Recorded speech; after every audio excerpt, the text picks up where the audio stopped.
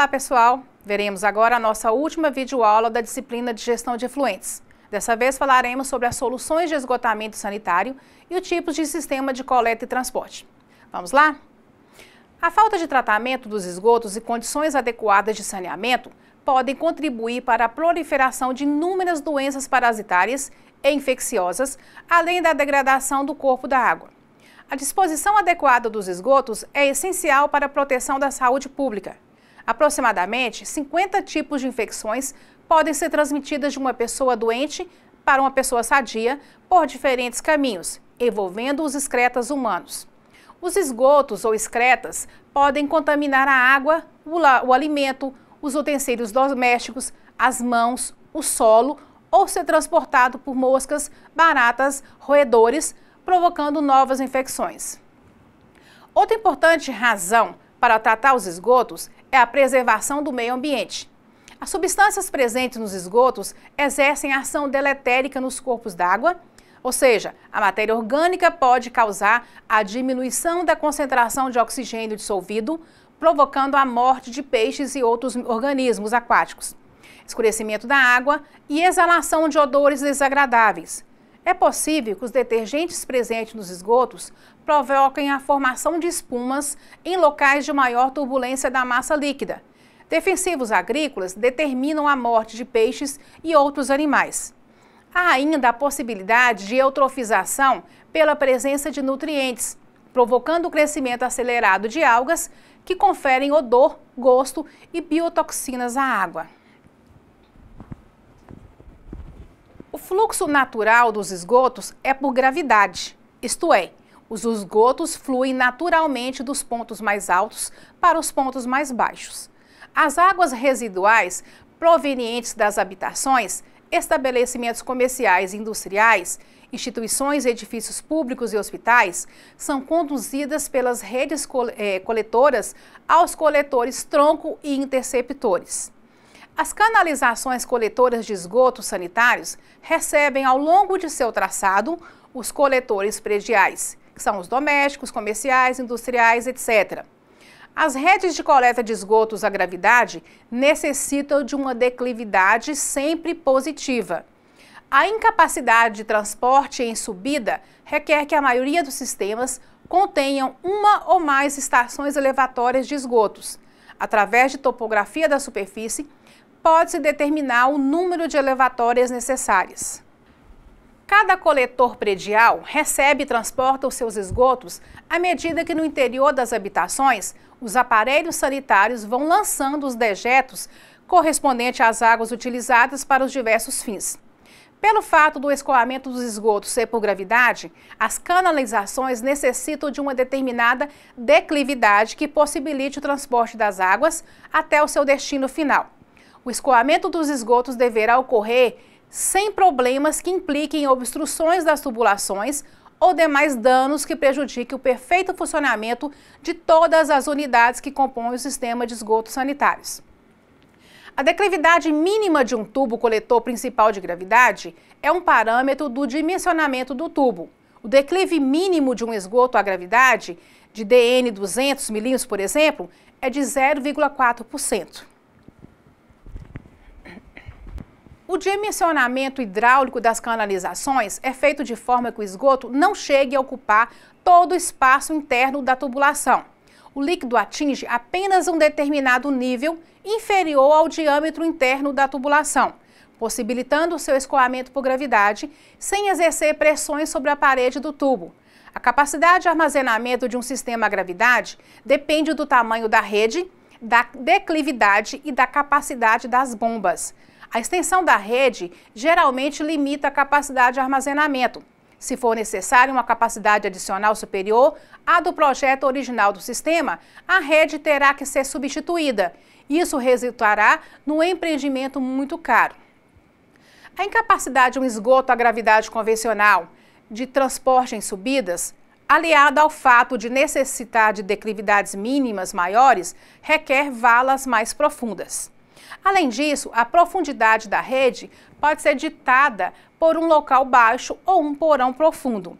Existem basicamente dois tipos de sistema para o esgotamento de uma determinada área: sistema individual Sistema coletivo. Sistemas adotados para atendimento unifamiliar. Consistem no lançamento dos esgotos domésticos gerados em uma unidade habitacional, usualmente em fossa séptica, seguido de dispositivo de infiltração no solo, sumidouro, irrigação superficial. Os sistemas coletivos consistem em canalizações que recebem o lançamento dos esgotos, transportando-os ao seu destino final, de forma sanitariamente adequada. Em alguns casos, a região a ser atendida poderá estar situada em área afastada do restante da comunidade, ou mesmo em áreas cujas altitudes encontram-se em níveis inferiores.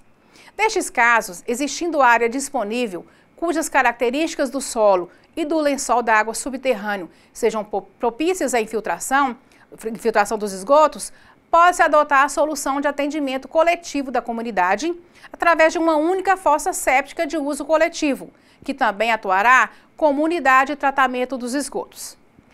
Os sistemas unitários não têm sido utilizados no Brasil, devido aos seguintes inconvenientes: grandes dimensões das canalizações, com capacidade ociosa no período seco, custos iniciais elevados, riscos de refluxo do esgoto sanitário para o interior das residências por ocasião das cheias. As estações de tratamento não podem ser dimensionadas para tratar toda a vazão que é gerada no período de chuvas. Dessa forma, uma parcela de esgotos sanitários não tratados, que se encontram diluídos nas águas pluviais, será extravasada para o corpo receptor sem sofrer tratamento. E ocorrência do mau cheiro proveniente de bocas de lobo e demais pontos do sistema. Nestes casos, existindo área disponível, cujas características do solo e do lençol d'água subterrâneo sejam propícias às infiltrações dos esgotos, poderá-se adotar a solução de atendimento coletivo da comunidade através de uma única fossa séptica de uso coletivo, que também atuará como unidade de tratamento dos esgotos. As fossas sépticas são indicadas para zonas urbanas ou rurais de baixa densidade populacional e que apresentam um solo com boa capacidade de absorção.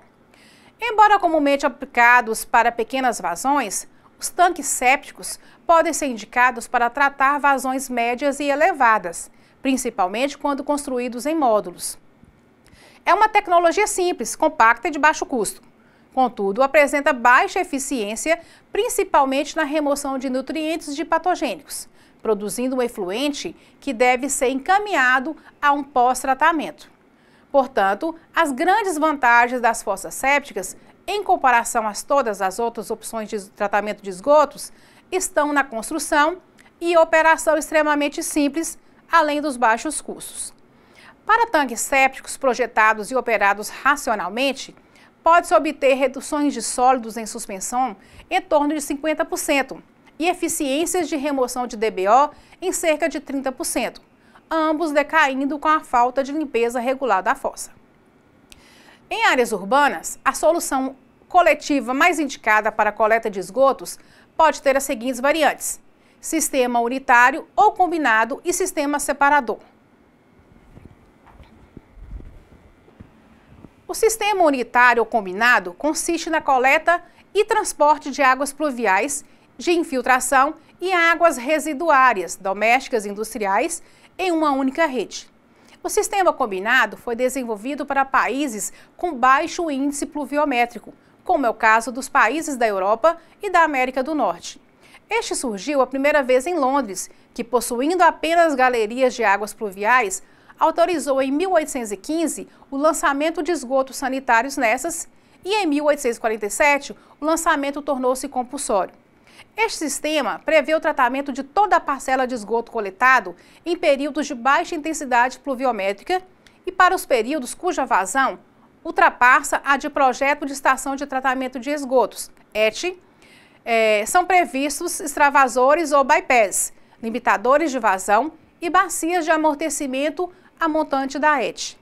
Nesses sistemas, os extravasores direcionam a parcela excedente do fluxo de água aos cursos d'água para não sobrecarregar o sistema de tratamento.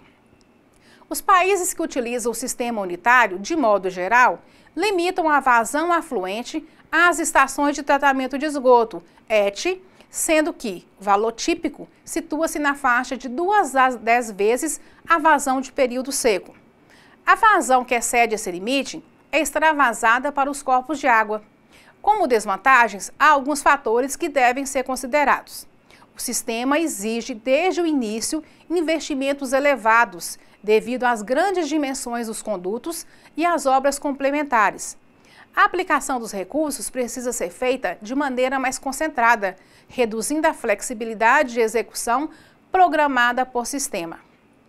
As galerias de águas pluviais, que em cidades brasileiras são executadas em 50% ou menos das vias públicas, terão de ser construídas em todos os logradouros. O sistema não funciona bem em vias públicas não pavimentadas, que se apresentam com elevada frequência em cidades brasileiras. As obras são difícil e de demorada execução. Em municípios operados pelas companhias estaduais de água e esgoto no Brasil, a responsabilidade da drenagem urbana é da Prefeitura Municipal. Outro problema que o sistema combinado de esgoto sanitário apresenta é o odor que brota das bocas de lobo devido ao transporte dos esgotos sanitários. No entanto, já há formas de solucionar esse problema, como o uso de caixa ecológica. O sistema separador absoluto é amplamente adotado no Brasil e visto por especialistas como a solução ideal em termos de saneamento básico. Neste sistema, as águas residuárias, juntamente com parcela das águas de infiltração, veiculam em um sistema independente do sistema de drenagem de águas pluviais. O sucesso deste sistema depende de fiscalização efetiva e controle eficiente para evitar que ligações clandestinas encaminhem águas pluviais, principalmente as provenientes de telhados e pátio dos domicílios atendidos. As principais vantagens do sistema separador absoluto são: custa menos, pelo fato de empregar tubos de diâmetros bem menores e de fabricação industrial, como manilhas, tubo de PVC, etc. Oferece mais flexibilidade para a execução por etapas, de acordo com as prioridades. Prioridade maior para a rede sanitária. Reduz consideravelmente o custo do afastamento das águas pluviais, pelo fato de permitir o seu lançamento no curso de água mais próximo, sem a necessidade de tratamento. Não se condiciona e nem obriga a pavimentação das vias públicas. Reduz muito a extensão das canalizações de grande diâmetro em uma cidade, pelo fato de não exigir a construção de galerias em todas as ruas. Não prejudica a depuração dos esgotos sanitários. Para o sucesso do sistema de esgotamento sanitário, é necessário um eficiente controle para evitar que a água pluvial seja caminhada junto com as águas residuárias para esse sistema de tratamento. A solução de esgotamento sanitário mais frequentemente usada para o atendimento de um município se faz através dos sistemas denominados convencionais. As unidades que podem compor um sistema convencional de esgoto sanitário são as seguintes: canalizações, coletores, interceptores e emissários, estações elevatórias, órgãos complementares e acessórios, disposição e final. Obras especiais. Ao se estudar as alternativas de esgotamento sanitário de uma localidade, é usual delimitar-se bacias sanitárias a serem esgotadas. A bacia sanitária é a área a ser esgotada, contribuinte por gravidade no mesmo ponto do interceptor. Partes constitutivas do sistema convencional. A figura apresenta uma ampliação de parte do sistema convencional que atende uma área urbana e ilustra as unidades, órgãos e acessórios que compõem o mesmo. Um sistema de esgotos compreende as seguintes partes principais: rede coletora, que é um conjunto de canalizações destinadas a receber e conduzir as águas de esgoto dos edifícios. Coletores secundários, recebem diretamente as ligações prediais. Coletores tronco, coletor principal de uma bacia de drenagem que recebe a contribuição dos coletores secundários, conduzindo seus efluentes a um interceptor ou emissário. Interceptor, canalização que recebe coletores ao longo do seu comprimento, não recebendo ligações prediais diretas. Em geral, os interceptores passam nos fundos de vale.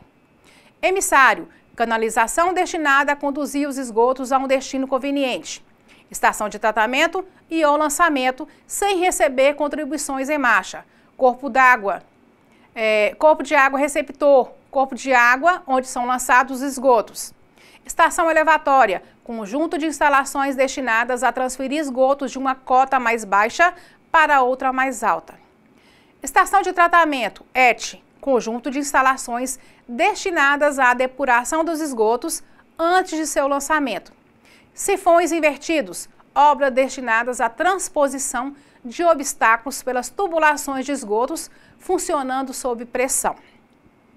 As canalizações dos coletores e interceptores devem ser projetados para funcionarem sempre como condutos livres. Os sifões e linhas de recalque das estações elevatórias funcionam como condutos forçados. Os emissários podem funcionar como condutos livres ou forçados.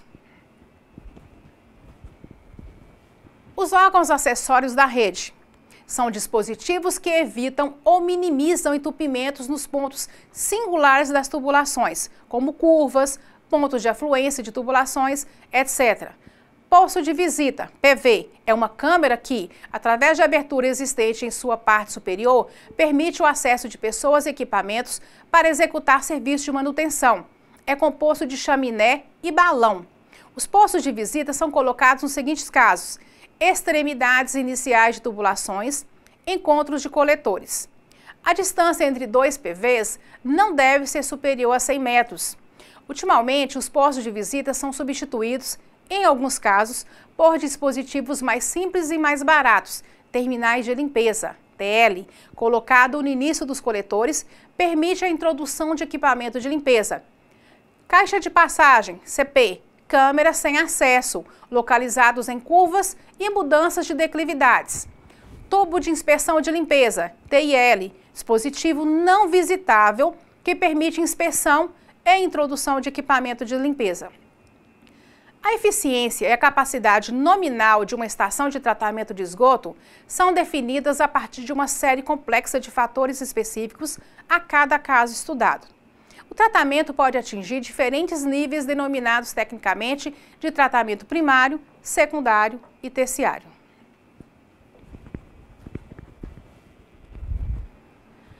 Antes que o efluente seja enviado ao tratamento primário, ele passa pelo tratamento preliminar, que consiste na remoção de sólidos através das grades e peneiras móveis.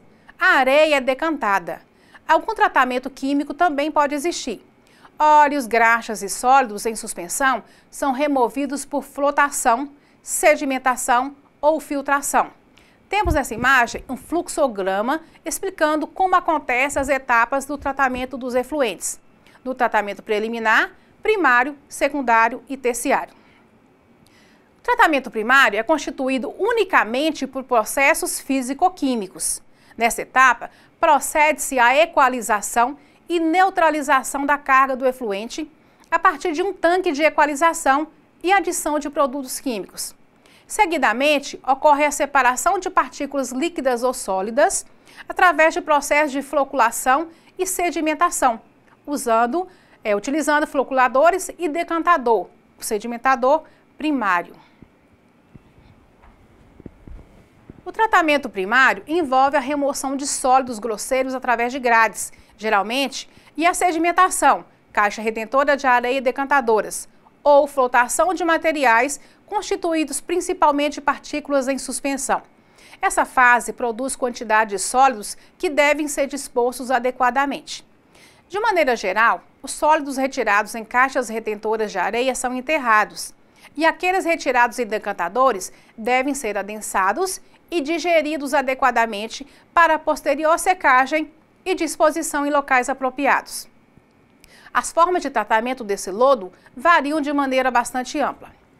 O tratamento secundário, por sua vez, destina-se à degradação biológica de compostos carbonáceos. Quando é feita essa degradação, naturalmente ocorre a decomposição de carboidratos, óleos, graxas, proteínas, a compostos mais simples, tais como gás carbônico, água, amônia, metano, gás sulfídrico, etc., dependendo do tipo de processo predominante. As bactérias que efetuam o tratamento, por outro lado, se reproduzem e têm sua massa total aumentada em função da quantidade de matéria degradada.